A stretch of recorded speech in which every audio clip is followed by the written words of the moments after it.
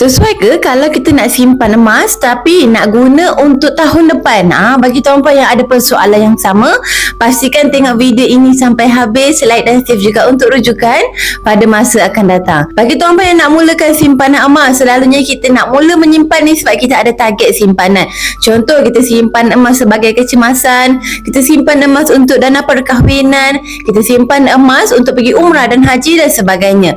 So, adakah kita simpan emas ini sesuai untuk kita guna dalam masa yang terdekat ataupun bawah daripada 2 tahun? Menurut mentor saya, Tuan Muhammad Zulkifli Syafi'i, dalam buku beliau Wang Emas ini, yang mana kalau kita nak simpan emas, sebaiknya kita simpan emas ini untuk simpanan jangka masa panjang, yang mana kita akan guna lebih 2 tahun dan ke atas.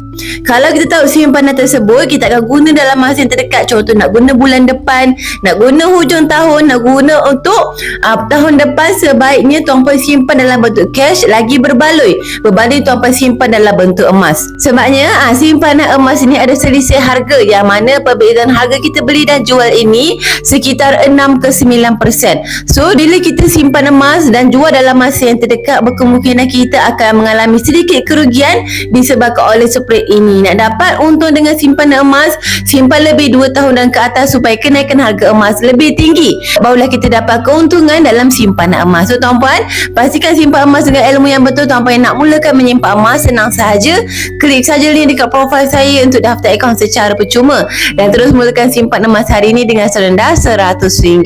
Atau kalau tuan-puan ada persoalan nak tanya, boleh kontak saya di nombor ini untuk saya bantu tuan-puan daftar akaun dengan lebih mudah. Akhir kata, macam biasalah, senangnya nak simpan emas.